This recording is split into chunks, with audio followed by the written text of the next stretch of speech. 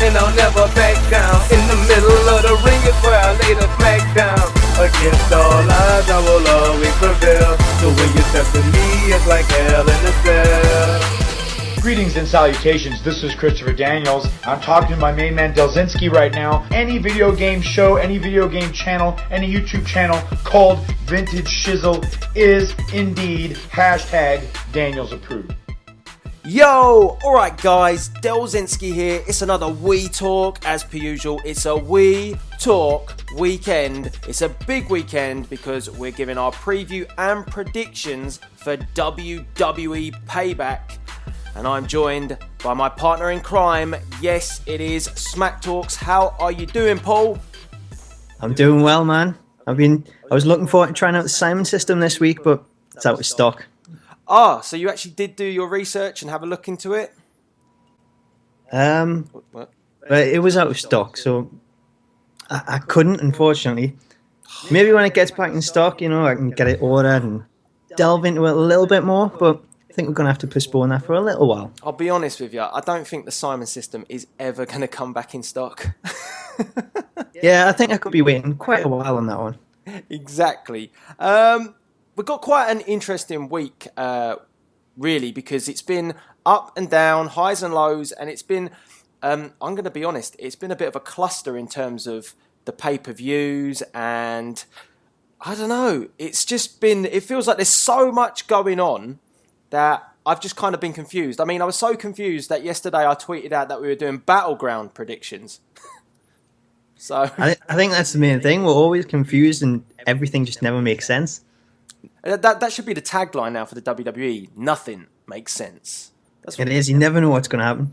So, I mean, what we're going to do is we're going to give you a rundown of the WWE Payback card, give you our preview and predictions of that. But also, we've got quite a lot of news to talk about this week. So, first of all, the biggest news is that Daniel Bryan relinquished the Intercontinental Championship. And many people sort of speculating now, is that the end of Daniel Bryan? How is he going to actually, is he going to bounce back from this? Is he going to go off, have some surgery, stay away and then make a return? Or is he going to do a Shawn Michaels, be away for a long time and then, make a massive return? But at the moment, no one seems to know what's going on. So, Paul, I put the question to you. What's going to happen to Daniel Bryan? I think it's going to be quite a while before we see him again. I mean, the fact that he's been out for so long previously and he's had surgery, they did say that he may need another surgery, which I think might be neck fusion surgery. Mm-hmm.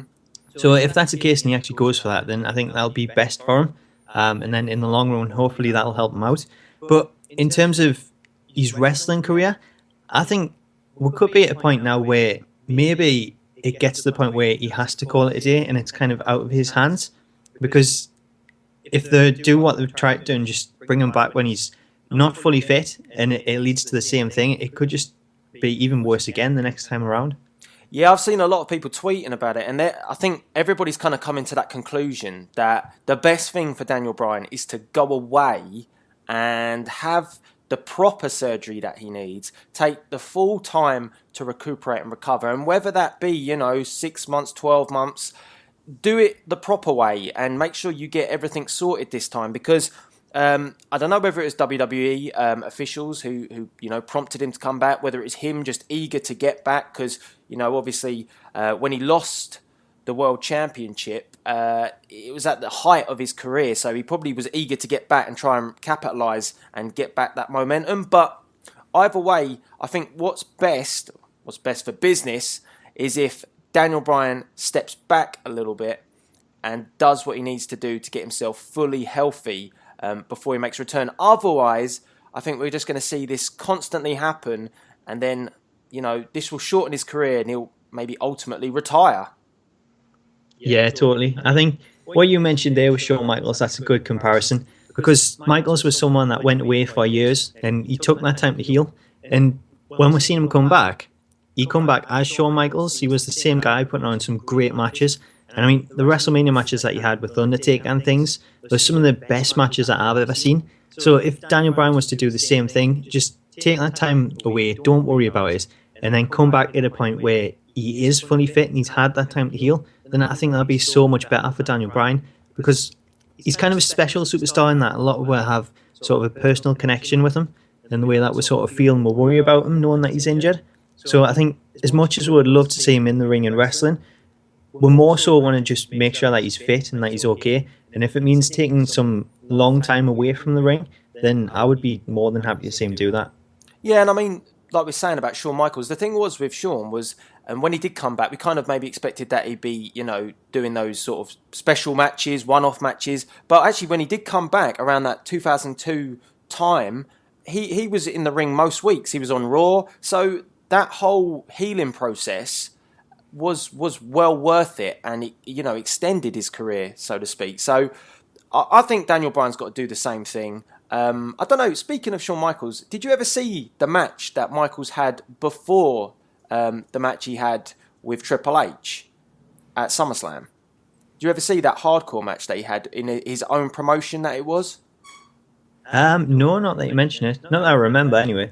You never seen that? Don't think so. Oh, you should. You should.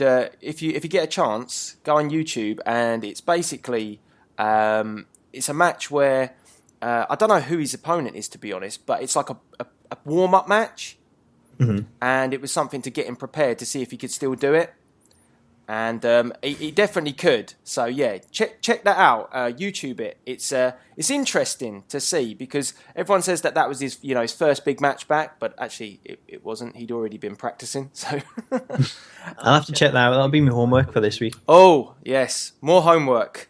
I'm like a school teacher at the moment. It's not good. So yeah, I mean, everybody get involved in the comment section. What do you think is going to happen with Daniel Bryan now? It's a big talking point. I think most of the time it's just because people are worried that he's going to have to retire early, and I don't think anybody wants that to happen. But I hope that he can somehow overcome all these injuries that he's getting and do a Shawn Michaels and come back stronger and better than ever. So, Daniel Bryan, we've covered that. Now we're going to look at something that's returned, and this is where it starts getting all confusing with Payback and stuff, because the WWE reintroduced the Elimination Chamber. But it's going to be on the WWE Network. I think it's going to be on the 31st of May as a special show, a bit like the King of the Ring was. And this, to me, is added more confusion to Payback, because they're going to have to build to the Elimination Chamber, and we don't really know yet what matches we're getting with that Elimination Chamber, but that's going to be, I think, almost straight after Payback. A lot of rushing, a lot of chopping and changing. Is it good that it's returned, and is it good that it's returned, in some sort of rush? What do you think? I'm kind of mixed on it, to be honest, because it's really rushing into these events. I mean, we've got Payback this week, we've got NXT's pay-per-view next week, and then following that, we're going to have this Elimination Chamber. So that's 3 pay-per-views in 3 weeks, which is kind of insane to think about. But as much as Elimination Chamber, I'm usually against it, because I don't like having themed pay-per-views where they have to try and fit the superstars into that match. I think in this case, because it's been mentioned that the Intercontinental Championship could be on the line in the Chamber, then I think that does actually make sense. So it's good to have that Chamber match in there, but I don't see why they couldn't just wait till the next pay-per-view and put the Chamber match in there for the Intercontinental Championship. I don't really see why they have to do it on the network, other than the fact that the network's free this month to new subscribers, and so we kind of push it. And maybe it is something that we'll see that followed the King of the Ring pattern, where it's an exclusive event for the network. But eventually, I don't see them moving away from pay-per-view. I think they'll always stick there as well. But this is basically just an advert for the network, and to try and get more people to sign up.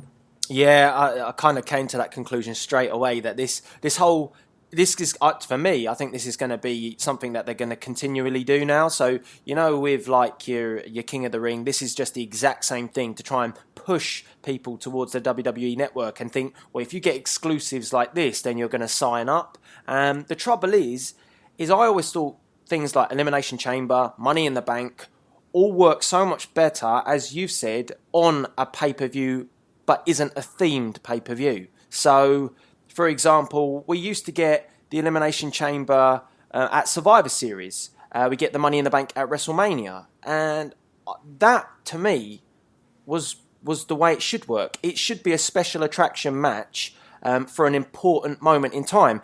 And I actually thought they were going down this route when they removed the Elimination Chamber pay-per-view. But now it seems like it's just a marketing piece, a marketing ploy for the WWE Network. And that's not that great in terms of actual reason to have this match. Because it's supposed to be the most brutal match going. That's what it's summed up as. The Chamber is meant to be, it's meant to be, in a way, more sadistic than the Hell in a Cell. And that's another pay-per-view that's got issues as well. But it's supposed to be that. But there's no special attraction about it anymore. The novelty has worn off because we see it every year now. And, if they drop that in every now and again at a Survivor Series, people would look forward to it coming round. But they don't anymore. Yeah, I think that's what you've just said there. It really hits the nail on the head. Because when it first come in, it was something new and everyone kind of looked forward to see what was going to happen. But then, because people enjoyed it, they put it on every single year. And there was a point where you have 2 matches on the card which were in the Chamber. And because you've seen that every single year and you knew that was coming, you kind of you get a little bit bored of it. So it's like I've said about the Hell in a Cell in the past. You look at the pay-per-view schedule and you see Hell in a Cell is coming in, and it's like, well, I wonder who they're going to fit into this match. Where it's so much better when you just have a match type like Hell in a Cell or Elimination Chamber, and you build towards it as like a final sort of showdown between superstars, and that'll end a certain feud. It just, when it's thrown together and it throws everyone into it just for the sake of a pay-per-view, I think it kind of kills it. But in this situation with the Intercontinental Championship being vacant, I think it is a great match type that sort of really fits to try and crown a new Intercontinental Champion. And if they go for the likes of Neville, Ziggler, Sheamus, Barrett, maybe someone else in there as well, then if that match becomes the main event of this pay-per-view and they get the main event it, then it really shows it gives them a chance to really show what they can do in the main event of a pay-per-view. And it's not on actual pay-per-view, so people's not paying for it. So I think they're more likely to push those kind of superstars on the network and just see what they can do. Yeah, I think they've got a really good, we've said this before, a lower card sort of aspect, mid-card, so to speak. And I actually think that in the Chamber, that could elevate them. Like you've said, it's to headline that pay-per-view. It's not pay-per-view. What do we want to call it? Network special. To headline that network special, it would just elevate them, take them to the next level, and it would be a really good thing to almost, say, look, these are the guys that are going to, carry the company forward at some point. These are going to be your main event guys. Some of them have already been in the main event and they've dropped back down. But I reckon you could put on a really good show with the caliber of talent that they've got. That pool is pretty awesome at the moment. The trouble is, again, though, is it's very rushed. So to build a storyline about this, it's not going to happen. And what will happen is it will just be, 6 people chosen to be in the Chamber, and that's that. And that's why I kind of get a bit of a downer about it. I talk about excitement, and what I just say to you is, do you remember how exciting it was at Bad Blood when they first had the Hell in a Cell? Because you'd never seen it before, and it was really exciting to see that, like Shawn Michaels, Undertaker. Then you move on a bit, and I remember, was it? I might get this wrong now, but was this at Armageddon where you had, I think, Rikishi was in the cell? The 6-man Hell in a Cell? Yeah. Yeah. And again, it wasn't at the time used so often, so it was a bit of a special attraction again. Again, exciting, made it different, having all of those participants in the cell. It just doesn't have any excitement to have these sort of gimmick matches anymore because they've done it to death. But I hope that it will put on a good show. But WWE need to be more cautious about this. They can't just keep, chucking these in because they want you to join the network and subscribe, Yeah, totally. I think that's one thing that is missing. Like, if we go back to 2002, 2003, we would see different kinds of gimmick matches coming in, and it would all be new at the time. Where the last couple of years, we haven't really seen anything new. We've seen sort of variations of matches. Like we had the match last month between Cena and Rusev, where it was billed as the Russian chain match, but it was just something that we'd seen before. It was nothing new and innovative. If you thought to bring out something new and different, just to try and mix things up and bring in a new match type, I think everyone would get behind that. But because we're just seeing the same things over and over again with new names, it doesn't really add to the excitement of it. Yeah, it's like when they introduced Judy Bagwell on a pole. Remember that? You don't remember that because we've talked about this before. Yeah, I didn't do that homework. Why? Judy Bagwell on a pole. Everybody's got to look that up. But yeah, to get back to being serious, it's just annoying. Do you know what? We've mentioned it quite a few times at the moment. 2002 was just a good time for wrestling. They had so much innovation there. It was fantastic, and that's what I hope WWE are trying to look to achieve. But I think because the game has changed so much, it's become more about promotion, getting things on the network, selling, constant selling, from commentary team to advertisements. That all kind of loses the main point of wrestling, which is the big storytelling, and that's annoying. It is. If you could change the Elimination Chamber, how would you change it? That's an interesting point. What could we do to make it more interesting or make it better? It's a difficult one. You couldn't have an open top to it, could you? You could, but I wouldn't see the point in then getting out of it. Did you ever see when TNA introduced that structure, where it was a bit like an Elimination Chamber? It was all red, and it was so impossible to get out of. Oh, the dome one. Yeah, no one could get out of it. I seen the match. I think was it when they first went live when they had that match on? Yeah, and everyone was struggling to actually climb it. I think it was Homicide got stuck, couldn't get out. It was just a nightmare, and altogether, like the cage itself was so big, it just obstructed the whole view of the match as well. So it kind of ruined the whole spectacle of it. One of the most hideous structures. So maybe that's not an option to have an open top. I don't know. Maybe have them all start in the pot in the ring or something. Do you know? Because it's almost felt like from time to time they start utilising the whole thing that when they leave the chamber. And I don't really like all of that now. They open the chamber up for them to get out. I mean, then always something happens. They always spill to the outside, or interference happens. And the whole thing about the structure is you're not supposed to be able to get out of it. Yeah, I think if I was to change it, I would go more like the TNA route, where they have weapons like on the top of the cage. Great point. So that would be a good way to do it if they had like weapons around there, and maybe like the drop down after a certain length of time. Or maybe they could have them in the pod. Yeah, so even if like a pod opened and it had the weapons in there, like tables and things, then that would be insane to see sort of a table set up with someone on it and then someone jumping off the pod. Then that would be crazy. And like when you think of someone like Neville in the chamber, I think he's someone that is so innovative. There's so many different things that he could try out. So that's something that I would be looking forward to seeing. And then maybe even like a tag team match, I think you mentioned earlier. Mm-hmm. I don't know how that would quite work. Maybe have two guys in the ring and then the other partners locked in the chambers. Yeah, well, they could all start, couldn't they? And then it's the actual tag team partners that are in the pods.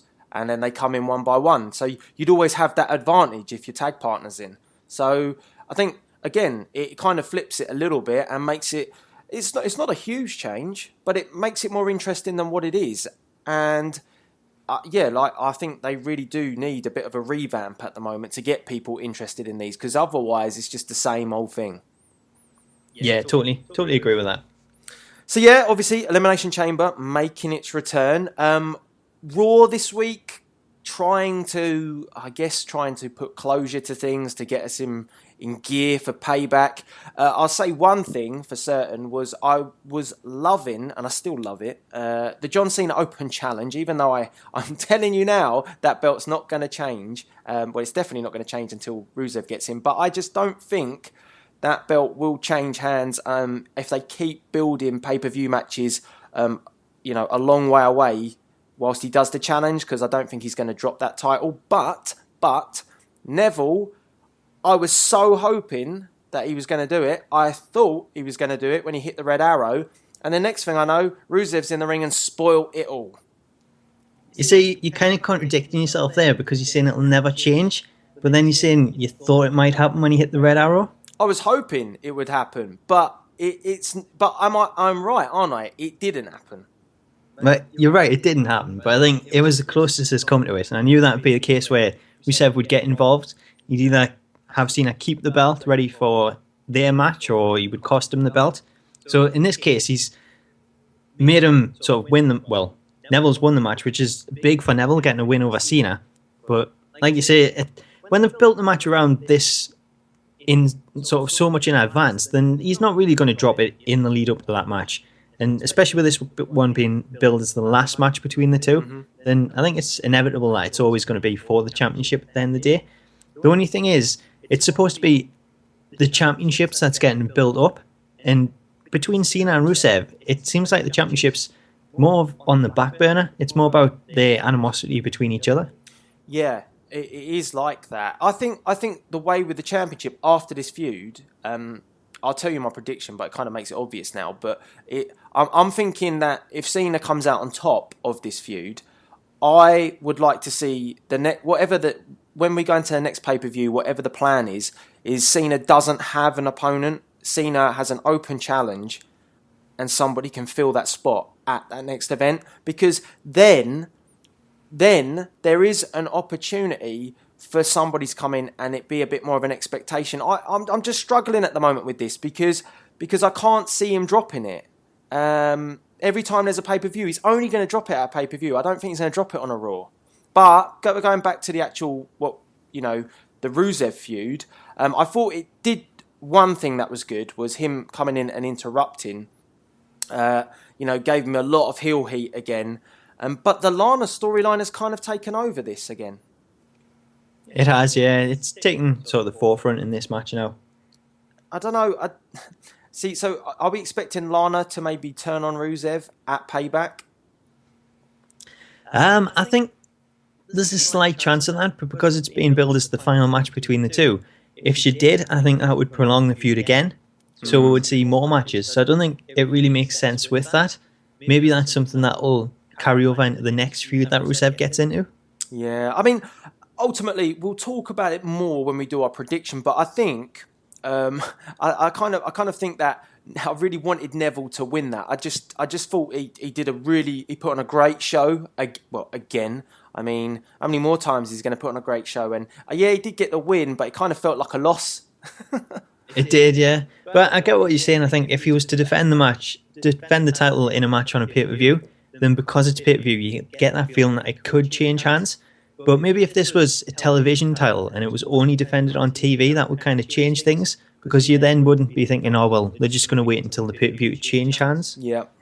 That's the trouble with it. It's every time Cena's going to be booked into a feud, the open challenge becomes like obsolete. It's not going to happen unless it's so personal that he starts, not worrying so much about the belt. But yeah. I don't think that's going to happen, because the whole point is of him to elevate the belt. And I think they've got stuck, between the two. We'll promote the belt or promote the feud. And it's kind of... Because Rusev's not really talking that much about the belt either anyway. It's just about making Cena quit. So... Well, that's the thing. He's not really talking much. And when he does talk, you don't understand what he says anyway. Well, he just kind of rants and shouts and raves about, hates America... Stop chanting Lana, blah, blah, blah. That's it. So, yeah. Exactly, but I think in terms of the belt, I think Cena's done a good job. I think it's something that everyone looks forward to now, where before it was a belt that wasn't even defended. So that's completely changed. Yeah, and the best bit about it is it's looking more at the guys who should be given a chance. That's what I'm enjoying. It's like, when... Oh, by the way, it's the first time I've seen it, whether it happened a little while ago, but Neville's entrance... Spot on, yeah. Looking good. I love the whole thing with the is it a rocket or something hitting the planet? I don't know, but it just looked great, and again shows that they're putting a lot of investment into Neville, which hopefully means that this is a big star of the future. It's not just a flash in the pan. Yeah, they've seemed to have perfected it a bit now. It was a bit weird at first, but I think it's come together now, and I think that's the same with any sort of gimmick or entrance. As long as you're given the time to sort of perfect it and it's not just a one-time thing and you cancel it, then it's going to get better and better. And I like the way that's going at the minute. Exactly.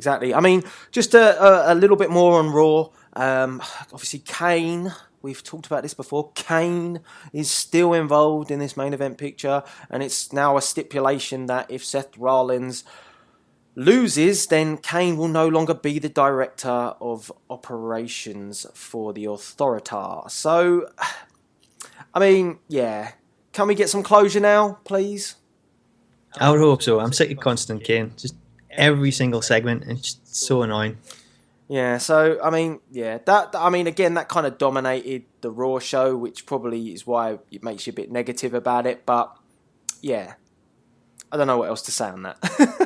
Yeah, it's something that we've said like the last couple of weeks. It's something that's got to end. And maybe with Elimination Chamber coming up and these other pay-per-views, with so many pay-per-views in there, surely it's going to be a case where we'll see Seth Rollins and Kane in a match that just ends this whole thing for good. That's what's best for business. That is best for business. Talking about something before we went live, NXT TakeOver Unstoppable. You told me a little bit of news. Take it as a pinch of salt because we don't know if it's confirmed or not. But do you wanna clue up the We Talkers about a certain star that might have signed a deal? Well, it's not been confirmed. It's just a rumor at this point. But the rumor is that Samoa Joe has signed a 2-year deal with NXT, and they're looking to potentially debut him at next week's NXT Unstoppable pay-per-view. That's the one. So it looks like Joe could finally be coming in NXT and finally get his chance in the WWE. We would kind of pitching up scenarios because we don't really know what's going on with Sami Zayn at the moment. We're not sure whether or not he's fit to wrestle or, whether he's injured. So potentially a good way to bring Joe in would be to, get him straight in there in a feud with Kevin Owens. So if Zayn isn't fit to wrestle, then opens the door for Joe to just come in and take up that challenge and say, look, I'll take on Kevin Owens. You're a fighting champion. Let's do this. So that's an option. Or he may just rock up after the match with Zayn and then, well, I don't know. Can he muscle bust Kevin Owens? I would like to see it. I don't know if he... Do you reckon he can get him up? I think it's going to be one of the harder ones to do, but I think you could pull it off. I think it would be really cool to see if he was to come in and do that. I think those two having a feud between each other and just really going for it, I think that could be a really good feud to watch, especially with Sami Zayn. If he is out, then that's a great alternative. Something I'd like to see with Samoa Joe is he just have like a new attire, not that yellow and black. Yeah, he's kept that all the time. He hasn't really changed, has he? It's just so boring. I mean, WWE are like the masters of enhancing gimmicks, and you just got to look at Finn Balor for that. Please do something good with Joe. I just want to see what name they come up with because it's bound to be something terrible. It would just be Joe. Just Joe. We've already had Just Joe. Average Joe. See how he goes. I don't know. That's another good one for the We Talkers to put in the comment section. What do you think WWE will do with Samoa Joe? It's TNA got the rights to that name. I don't think so because I think he owns the rights, doesn't he? So it's likely that they won't let him use that then. I think. Well, it depends if he's sort of open to giving them the rights to use it. Oh, you don't want to do that. You don't want to do that just in case it doesn't work out and you need to move on. I don't know. What would you go for then? I honestly don't know. I would keep it something simple, like the Kevin Owens thing. Like everyone wanted him to keep his own name, but because it's just like a normal name, it kind of fits. So as long as they don't go crazy and throw in something really random and ridiculous, then I don't know. I think everyone's just going to be looking forward to seeing Joe in action. The name won't really matter. I reckon they're just going to go for Samoa. Samoa. Here he comes, Samoa. It is the kind of thing. It's one word as well. Well, this is it. Vince loves that one word. So hopefully Triple H has a bit of influence and says, don't you dare just drop him down to one name. Because I'm kind of interested with Finn Balor if he steps up. They're going to drop the Finn. That's my worry about these sort of things that happen now with WWE. You have to think ahead, and you have to think that Vince, when they come up to the roster, I don't like that. It's just, I sounded like a Zippy from Rainbow then, but it just, I don't know. I'm kind of wondering. It's exciting though. It's exciting. If Joe does come in, he'll most certainly make an impact. No dig to TNA there. Yeah, I think it would be great to see him in there. It's been a long time coming. I know Austin's been someone that's been campaigning for years for them to finally sign him. So if he has finally signed, then I can't wait to see how he debuts. Yeah, I mean, a quick... I just mentioned TNA because... It's just quickly to mention that apparently TNA have moved or are moving. Dixie Carter tweeted out that they're moving to Wednesdays, so they will be in competition with NXT. But my question is, and this is a real big question, is why would a network be moving TNA already from Fridays to Wednesdays? If things get moved, that's not always a good sign. And I've got to say that TNA has been putting on a good product recently. They're making some good signings as well. So I'm a bit worried about that. That's come out of the blue. Why that's happened? What do you think? Bad news? Maybe just scheduling? But Destination America, it's beginning to get a bit questionable, this relationship, because Destination America seem to be throwing out a lot of signals that, they control it. It's going Spike TV style again. It is, yeah. I think it's a bad move to go up against NXT because it's gained such a following. It's a huge show now. And I think the problem here is it's more Destination America and sort of how they're seeing things and what they want long term.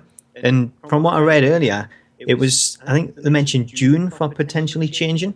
Mm-hmm. And that was more because they were worried about whether TNA could hold up on Friday nights. So with other programming as opposed to wrestling, just sort of your general programming. So I don't know what really is in the US on Friday nights, but maybe they're worried about that and whether they'll lose viewership because of it. But Dixie Carter mentioned this in the interview with Austin, and that was like a lot of people seem to DVR stuff now. So even if there is another show on, people will still record it and watch it back. So you're still getting that viewership. It's just whether or not they're watching live. Yeah, I've seen a lot of people going, oh, well, it's, they're doomed. But I think we need to give it the benefit of the doubt and see what it's all about. But I think going up against NXT is not smart. And I hope Dixie Carter obviously made a note of that. I'm pretty sure she did. I'm pretty sure she thought about this. I'll put a question to you, Paul, about the nights that wrestling should be on. I find it hard to understand sometimes, like, being from the UK, a Wednesday night for me ain't exactly the most greatest of nights. TNA is shown on Challenge, I think, on a Tuesday night. Now, viewership for me, I wouldn't mind seeing that on a Saturday night. So I had this thing before, back in the days. Oh man, I'm taking you back. I'm taking you on a journey, just quickly before we talk about Payback. So strap in, get ready for the ride, yeah? But ready. Ready.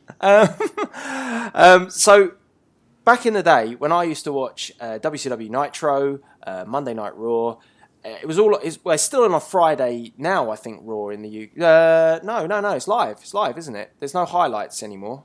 Yeah, it's live Mondays. They've done that for years now. And then I think they used to have a replay which was kind of edited around 5 o'clock on the Tuesday or something. Yeah. So back in the day, if I remember rightly. My memory ain't that great, but at TNA, Jesus Christ, TNT used to show WCW Monday Nitro on a Friday, and I think that would start off around about 7.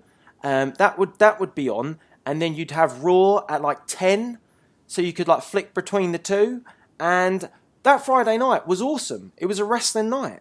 It was great, and that's the bit I don't really understand with the programming these days. I'm getting like TNA on a Wednesday, on a Sunday. I mean, Sunday night's not exactly the best night for me to want to watch wrestling. It's like, it's like the end of the weekend. It might be a bit of a brighten up your Sunday, but I kind of liked it when it was on like the Fridays or the Saturdays. I know that's a challenging evening, but from a UK side, I preferred it that way.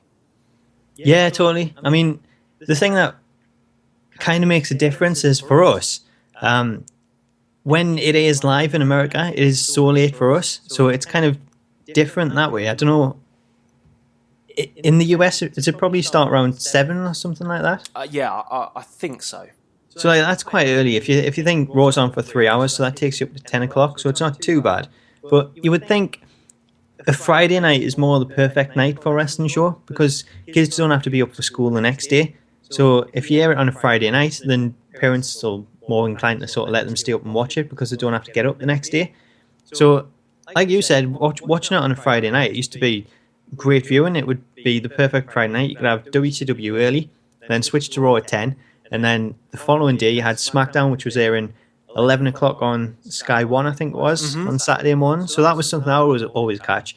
And then if you wanted like the late night version where it had chair shots and things, that would come sort of 10 o'clock on the Saturday. So it was a great way to sort of have the weekend where it was just filled with wrestling. And then you would have Sunday Night Heat on the Channel 4 on the Sunday, and then the pay-per-view straight after. So it was a perfect weekend of wrestling. It was all together. It wasn't sort of spread out over all these days.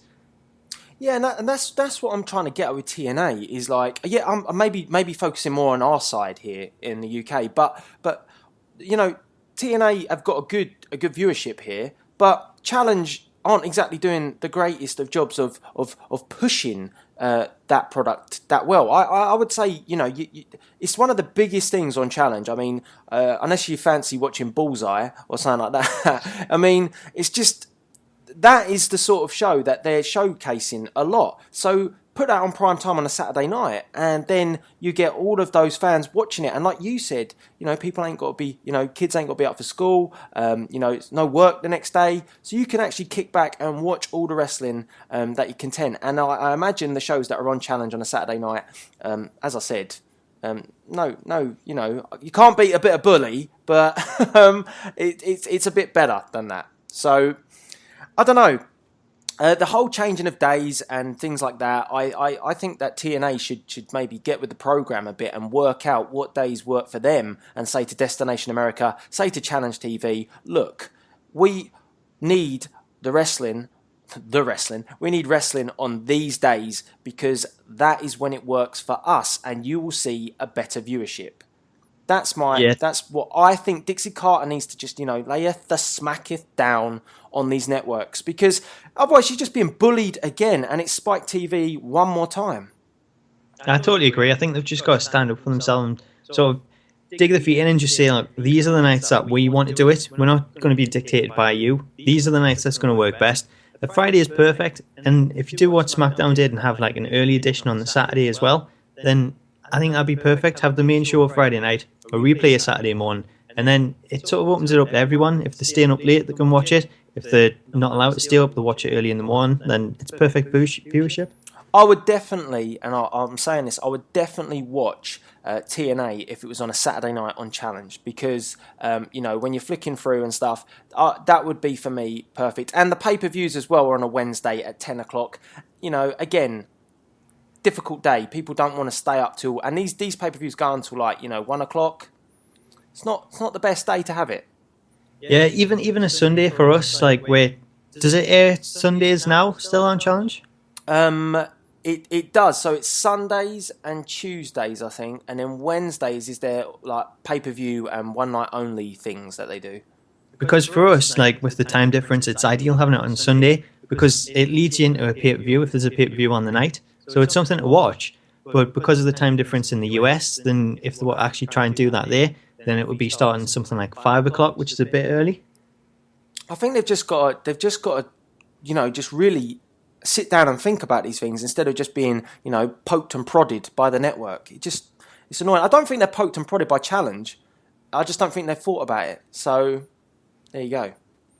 I think with Challenge, it's just got a proven viewership, where Destination America doesn't have that yet. So they're more unlikely to give them the days they want and try and fit them into a certain slot.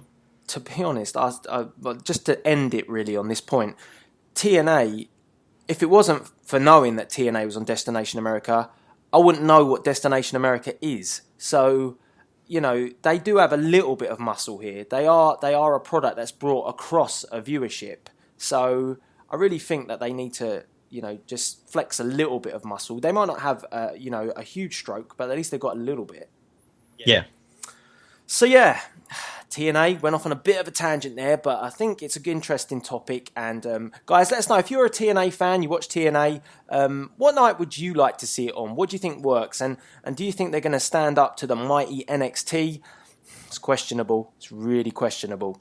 So WWE Payback. Let's bring it home with our pay-per-view preview and predictions. So, I think we've kind of covered what we think of the build. We think it's a bit rushed. Matches have kind of been clumped together. And the pre-show represents that perfectly, because we've got the Meta Powers, which I asked you what on earth that name was all about before we went live. And that's Curtis Axel, Axelmania, and the Macho Mizdow, versus the Ascension, which still, I believe, has been left in the wasteland because they still look as bad as ever, and they really need to go back to their NXT gimmick. What do you think of this match, first of all? And then, what is your prediction for this one? Well, I totally agree. Something that's been thrown together at the last minute. It's just there to kind of make up the card.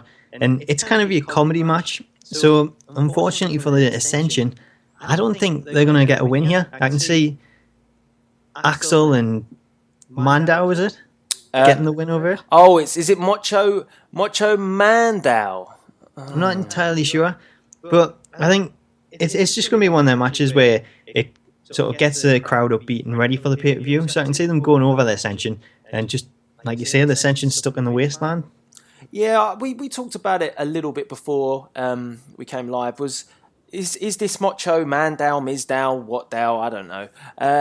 Is it really that great? Yeah, it's funny, but I don't really think it's that great in terms of the Macho Man. I mean, it's supposed to be kind of like, it's a bit of fun, but, you know, Macho Man's legacy and stuff, I don't know, it just feels like cheap humour, Vince humour. That's what I'm saying, Vince humour. And I don't know, for Damien Sandow himself, this is where the gimmick's going to start going downhill, I think, unless they come up with something very clever, because I didn't think the crowd were that into this on Raw. I think it's maybe a good gimmick to get a little cheap pop early in the night, with the whole hulking up from Axelmania and the whole ooh yeah and coming off the top rope with the elbow. But bar that, this ain't really got much legs to it. Yeah, I think this is it's really got to be a one-time deal. I can't see this going on longer. I like the fact that they've actually let Sandow go back to impersonating other superstars instead of just repeating the people that he was in the ring with. Mm-hmm. So I prefer that change, but long term, they still need a plan for him. Otherwise, the way they built him up with Miz, then that's just going to die in the next couple of weeks, and everyone's going to become sick of it again. So they really need to do something that gives him some direction and helps him on a path to just improve and continue to get over, as opposed to wearing away everything that they've done building him up in the last couple of months.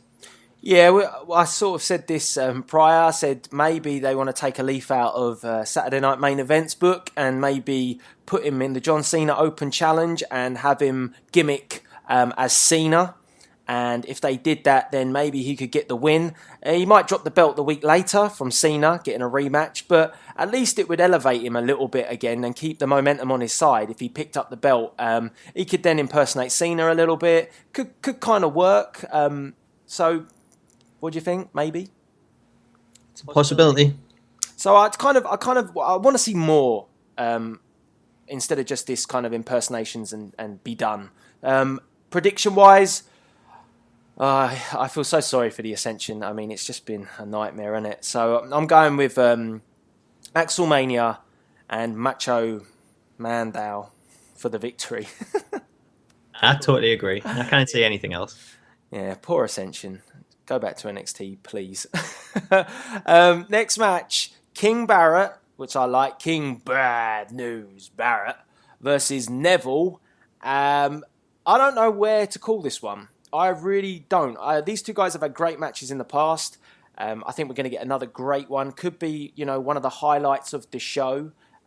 But I don't know who to pick. I'm kind of on the fence. I could see a finish. Maybe he goes for the Red Arrow and, Barrett pops up and nails him with the ball hammer or something crazy like that would be awesome. But at the moment, I don't really know who's going to be victorious in this one. Yeah, I'm not too sure which way this is going to go. I think Barrett's the more likely candidate to get the win, just to sort of carry on from the King of the Ring win. But even the build for this, it's kind of been merged in with the Sheamus and Dolph stuff with the tag team matches. So it's been rushed and there's not really a great build. Yes, they've had the King of the Ring and they got the final, and maybe it's a little bit of payback for Neville to get against Barrett for losing that. But there's no real story to this. It's just a rematch again. Yeah, all of a sudden, Barrett's best buds with Sheamus. Yeah. When did that happen? No idea. It just kind of merged together again. It's that bad build that we're talking about. You know, rush, and I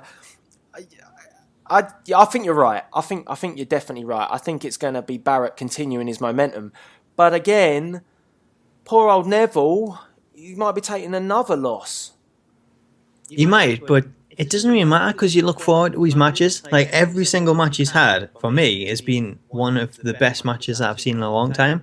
Like, the match against Cena was such a good match, and he seems to bring it in every single match. And because he's someone that's a new talent and he's fresh on the scene, everyone just loves seeing him. Not just because of that, but because of the moves and the athleticism that he brings to the ring. Don't you think he's like the champion of the little guys though now? He's becoming that. And if he continues with that, surely Vince has got to open his eyes and start accepting that it's these sort of guys that are entertaining and exciting. It's good to have those big guys, those big brutes like Sheamus. But, I mean, these are the guys that people want to go see.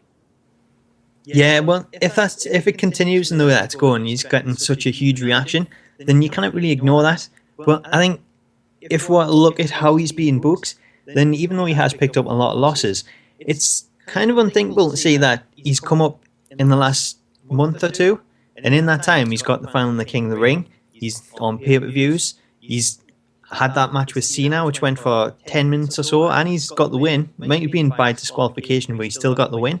So in terms of how he's being brought up, I don't really have a problem with it.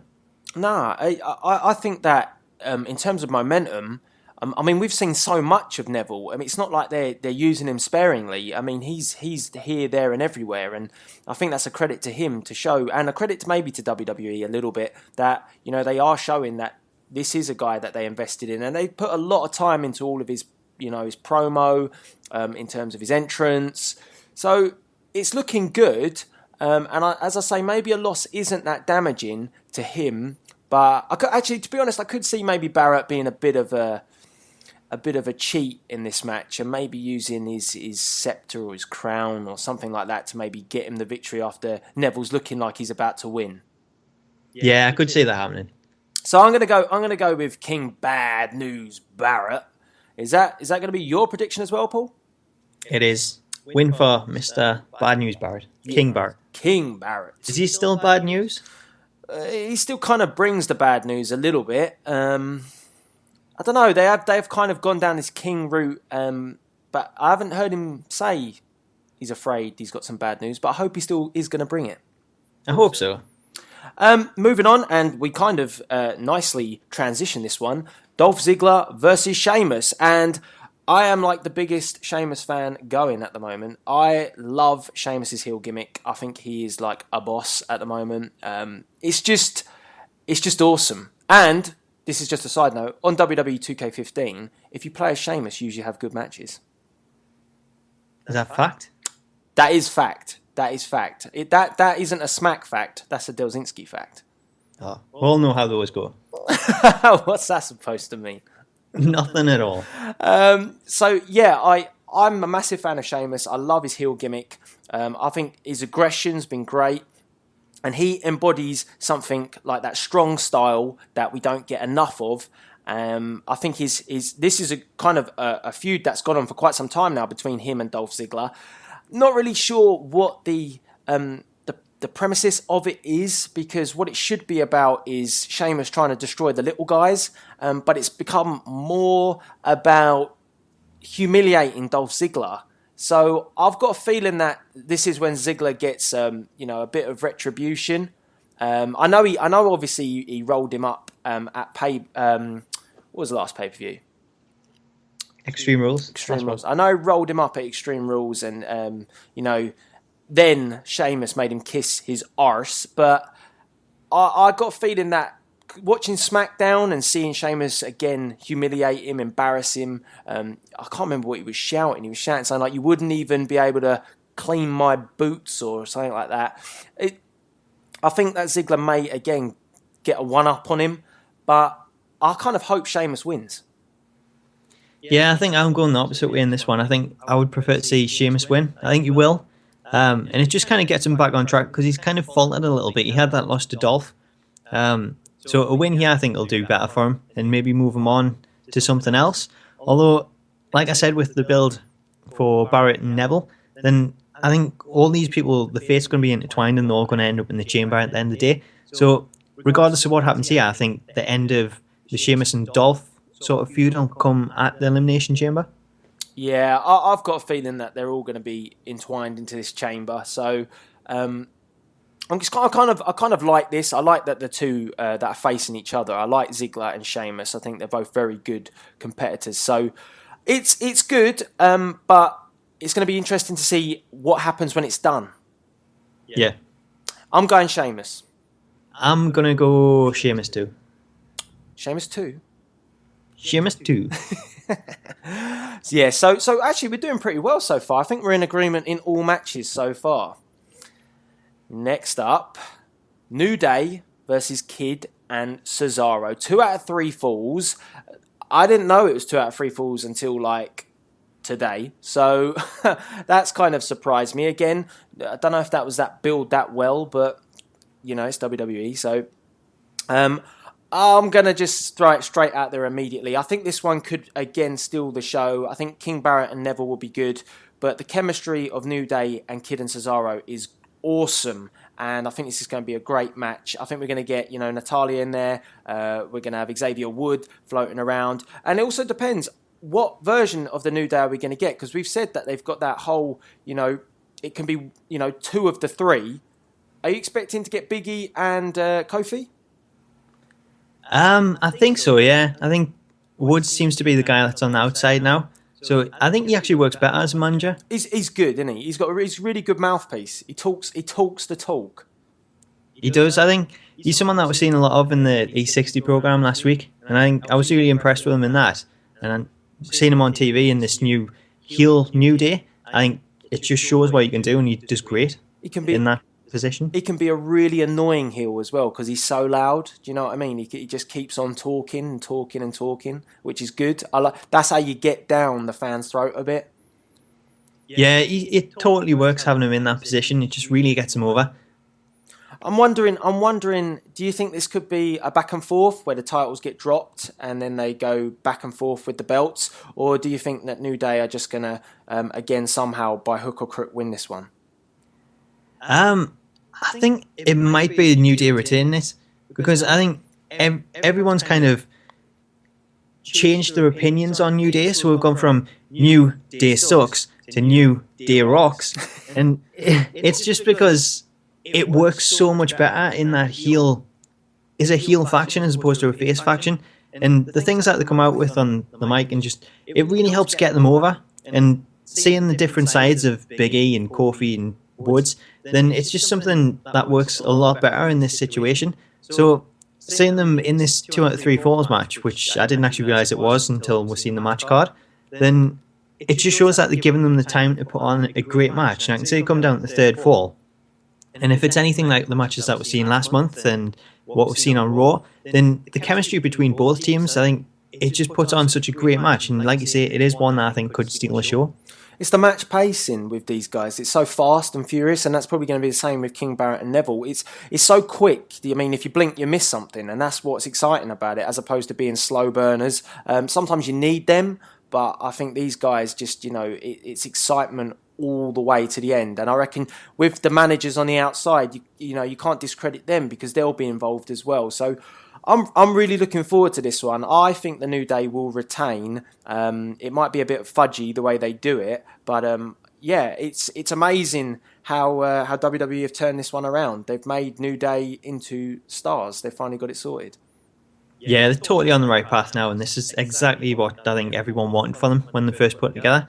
And one of the things that really adds to it is the fact you've got Cesaro and Kid, so you've got the strong guy and then the fast guy. And on the other side, having Big E and Kofi, it's exactly the same thing. It just leads to so many different incredible sort of moves and things that we see in the ring, and it just takes the pacing from one stage to another. It's nice to see the personality of Biggie coming out as well. He's not just the big guys. It's like they're actually giving him his personality back.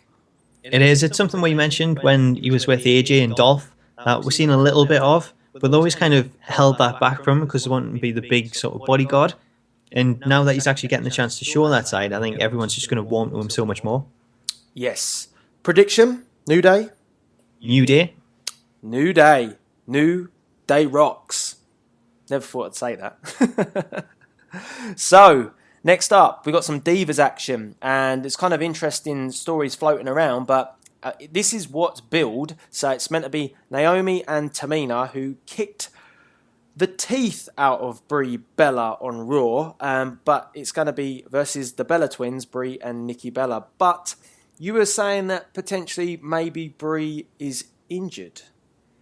Potentially. We don't know if this is storyline or if it's legit, but there was a live event, I think it was last night, which seen the Bellas taking on Tamina and Naomi, and Brie, I think it might have been a singles match actually, and Brie took a bump on the outside, and apparently she might have hurt a shoulder because the referee threw up the X signal. And if that is the case, then it looks like Brie may be injured and out of the match. But what actually happened in that was Paige then come down to make the save when they were double teaming Nikki. Mm-hmm. So if that is the case, then Brie is actually injured, then we could see Paige maybe step into her role and it become Nikki and Paige against Tamina and Naomi. Or we could just see exactly what happened at the live event where they start double teaming Nikki and then Paige comes out to make the save. But either way, I think we'll be seeing more of Paige somehow into this in the next couple of weeks now that she's finished filming this movie. But it's just how do you kind of fit her into it when you've now got a 2v2 tag team match? Oh, how wishy-washy the WWE are. Now it's going to be Paige and Nikki as friends. It's just changed so much. I'm going to say it doesn't make sense. It doesn't make sense. Could we see a chamber match with the Divas? Different? Well, like we say, we're looking for something different in the chamber, and that would be different. We've never seen it before, and it gives them a chance on the network to just show what they can do. So I would be all for that, especially if you had Paige, Naomi, Tamina, both Bellas, and then the sixth entrant was a special new debut from NXT. Yeah, I'm gathering you're going for Charlotte, yeah? Possibly, yeah. Charlotte, Sasha, Bayley. I think any of those three would be a great addition.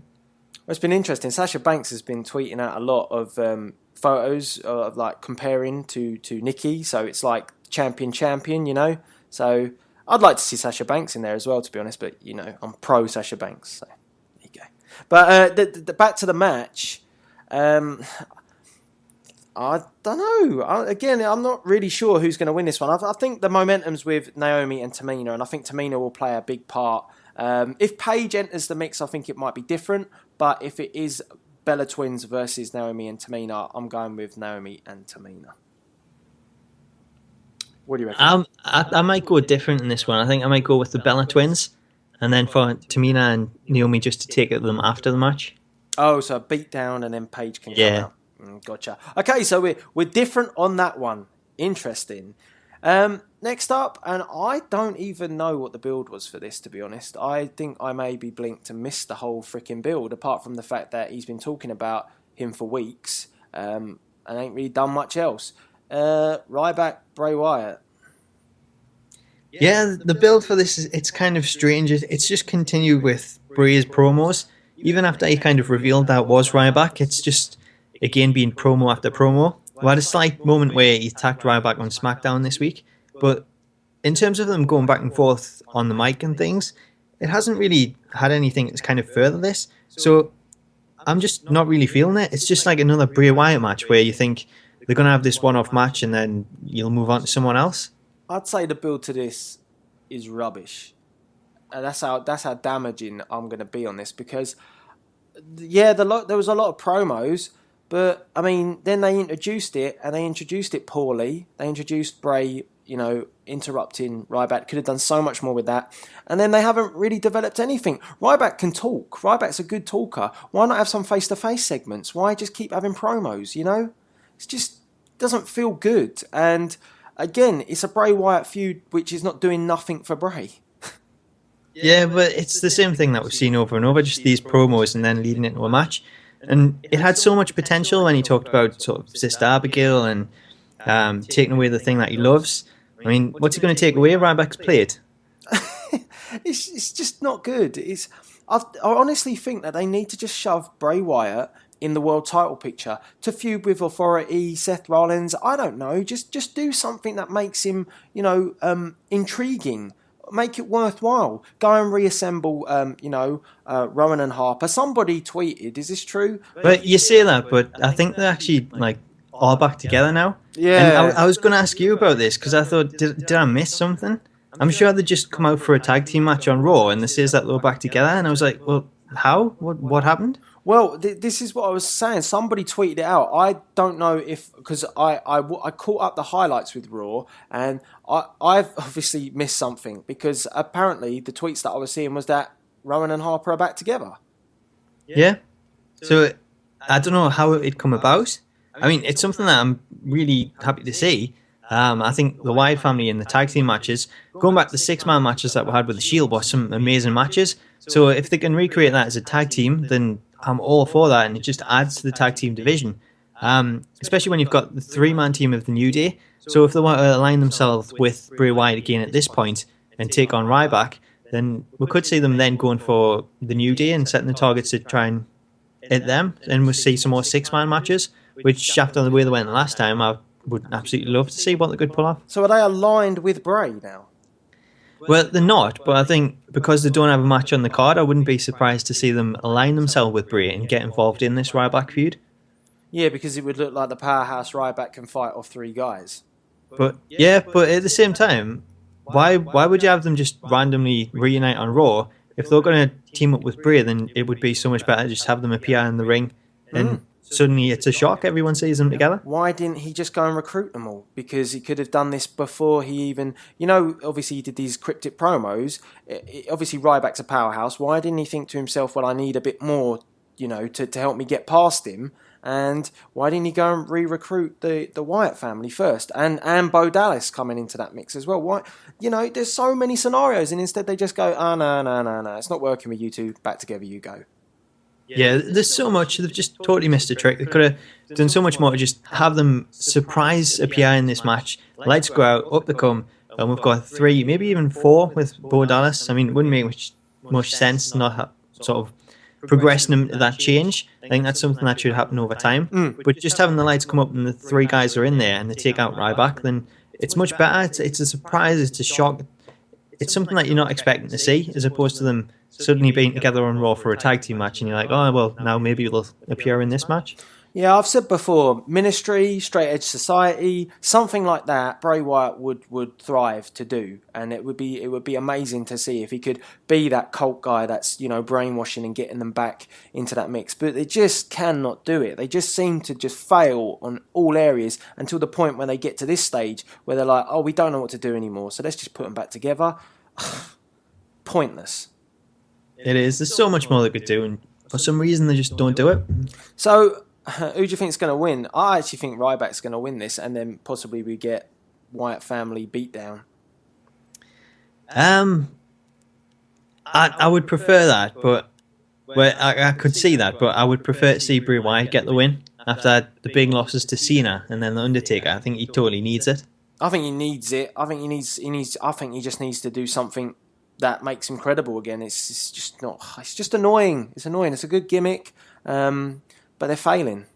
Yeah, if he's the new face of fear, then I must be immune to fear because it's not affecting me. No one fears him, and that's the problem. And as I say, flashback to Attitude Era, Ministry of Darkness. That Undertaker was immense. That version of Undertaker in the Ministry. I mean, he was doing some heinous things back then. I watched a video about the things that the Undertaker had done. I mean, didn't he hang the Big Boss Man from the Hell in the Cell?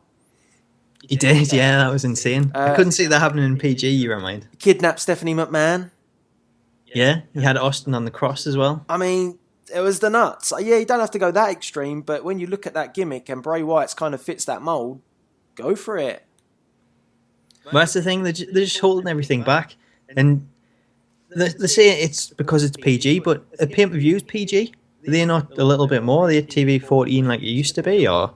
I don't know. Just want them to push the boundaries, man. They should do. On pay-per-view, I think they should just throw the shackles off and just go for it. So, you're going to go Bray? I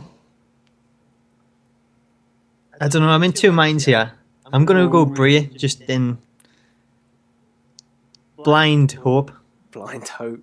I'm going to go with Ryback. So we're going to differ on this one. It'll be interesting to see how it plays out. Yeah, I think I'm more interested to see what happens at the end of it, and if there's a reunite with the Harp and Rowan, as opposed to actually what the finish is to the match. Yeah, definitely. United States Championship. We've kind of touched on it a little bit. Is this just going to be the Lana show? So is Cena going to retain? Is Rusev, or is this this has to be the end of this feud? Surely. I think it is going to be the end of the feud, but it's all about how it finishes, because everyone says, there's no way that Cena's going to say I quit, and I think the interesting thing, the best thing to do here is have him say I quit, because then I know we've kind of seen him doubt himself in the past when he lost at WrestleMania, and we might want to go through all that again, but it would lead to some character change for Cena, which I think is really kind of needed. The other option is on SmackDown. We've seen Rusev playing a clip of Cena saying I quit over and over again. Mm-hmm. So maybe you could say something like we've seen in that Attitude Era, where they actually played the clip and had him appear as though he said I quit. Like the Rock of Mankind, Royal Rumble.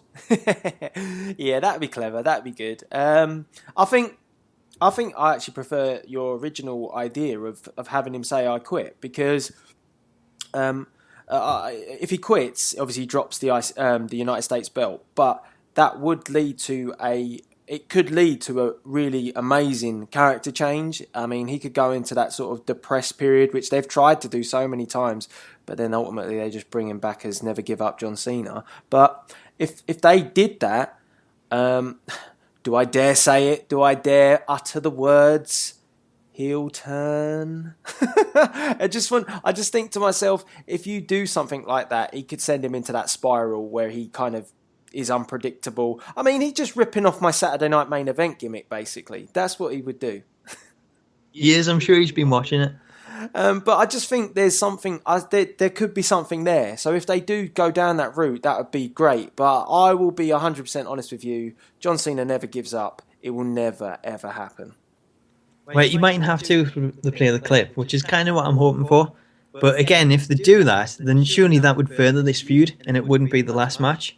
So I would love to see Cena just say I quit, and he disappear. Then that would be the ideal thing to do. Just have him, go away a bit and redevelop. But can't see it happening. He sells too much, apparently. Well, it's trying to think of like some other way that you could sort of force him to say it. So maybe if like Rusev was to grab Lana or something, and use her as a way of making Cena say I quit to release her or something like that? Yeah, some sort of dodgy ending. Yeah, I can see that happening. Yeah, this whole Lana build is going into a point where obviously she's going to turn face at some point. So it could be that he could grab her, and Cena, being the gentleman that he is, would quit to save Lana. Oh, amazing, hey? Well, it fits into Cena's character. I think it's something that could happen, but again, it's whether or not this kind of builds from there, because maybe it's a bad thing that says that this is going to be the final match, because you think about it and you're like, well, there's all these different outcomes, but surely that would lead to something else. And usually I would say I want Cena to lose, but as much as I would love to see him say I quit, I actually really enjoy this US title open challenge, so I don't really want to that end. Yeah, I don't want it to end. I want to see, to be honest, I might as well hope that Cena goes over just so we can see some more of that. Yeah, that is the dilemma. It's like, do you want Cena to quit, or do you want to see this open challenge and potentially returns and new superstars and things, which is so much more exciting to watch on Raw? What I want is him to obviously go over, because then at some point, like we've mentioned, you will get that payoff where somebody either steps up or comes up and actually takes that belt off of him, and that elevates a new star. That's what I want. I don't think Rusev needs the US title. I think he's done his bit with that now. The only thing I would think with Rusev was he should have changed the belt when he had it. He should have been made into like, a Russian title or something like that. He should have done something gimmicky with that. But he never really did. Didn't really get much focus on that. But I think Rusev can move on easily. He can go focus on the Intercontinental Championship if he fancies. He could go and do that. And Cena then can be open to put over another young talent. Yeah, I think that's a good scenario to have. I mean, I think Willis did around 5 superstars for the Intercontinental Championship match in the Elimination Chamber. Mm-hmm. So if Rusev was the 6th edition, then it gives him a chance to then go in there and come back from these, I think it's 3 losses in a row against Cena if he loses. So it'll be a good way for him to come back from that. Literally just says it, doesn't it? Super Cena. It does, and when you've got a guy that's like been built on this undefeated streak and then he goes and suffers 3 losses to the same guy, how do you come back from that? Maybe a domination win in the Elimination Chamber and the Intercontinental Championship might help that. You just never ever go near Cena again. just stay well clear. Oh dear. Cena should have one of those little flags where he holds it up and just says "Stay away." He should. It's just the warning signs are there. As soon as Cena's involved in the picture, it's only going to go one way. So, prediction: I'm going John Cena. Oh, I don't know. I know I'm going to go with Cena, but I would love to see him say I quit. Yeah, it ain't gonna happen. So let's do it. Main event: WWE World Heavyweight Championship on the line. We've got an extra stipulation as well. Seth Rollins, the champion, versus Roman Reigns versus Randy Orton versus Dean Ambrose. And if Rollins fails to retain the title, Constant Kane is fired from the Authority as the Director of Operations. So that can only mean one thing, that Seth Rollins is going to win this match. Yep. And it's so predictable, it hurts, I think.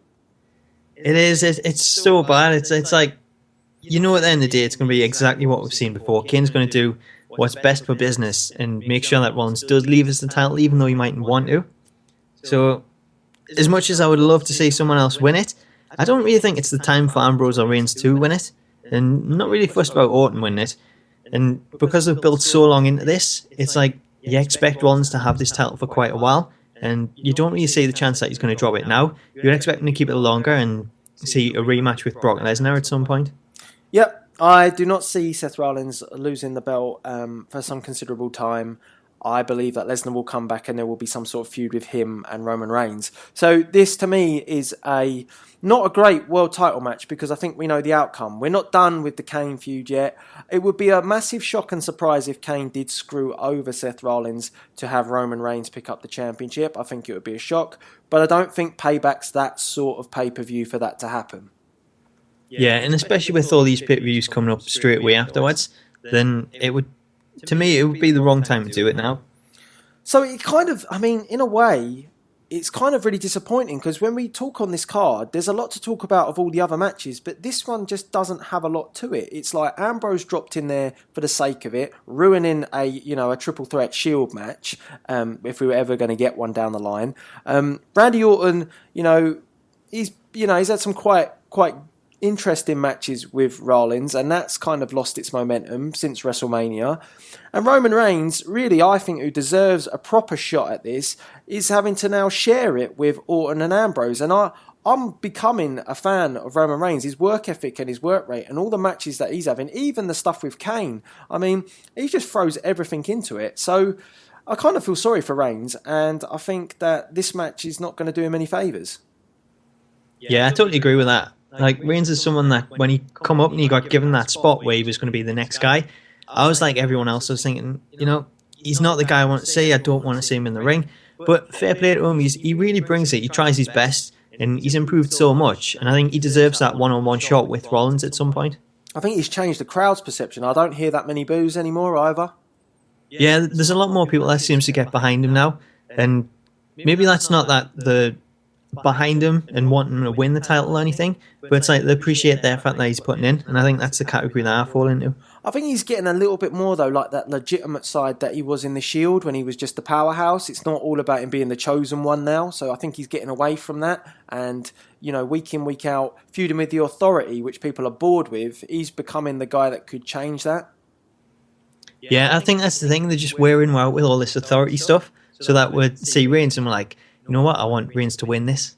Yeah, I want Reigns to win it just to get rid of Kane, you know? So it's just, I don't know. It's going to be interesting. Let's put it that way. But it's not amazing. It's nothing special, this main event. Yeah, I would be shocked if anyone else won it other than Rollins.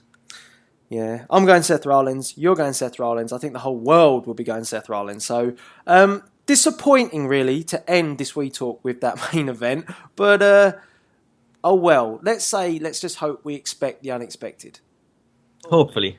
So, Paul, kind of bringing us to the end of another We Talk. Have you got anything you would like to plug? Some cheap, shameless plugs coming from you? Just if you're looking to submit your predictions for Payback, then head over to the Smack Talks website. It's smacktalks.org/predictions, and you can submit your own, and then I'll see how you score. Post the results on Monday morning. Yeah, I'll link Smack Talks website in the description box and Smack Talks YouTube channel as well. And you'll probably get more predictions right than us. I think that's inevitable.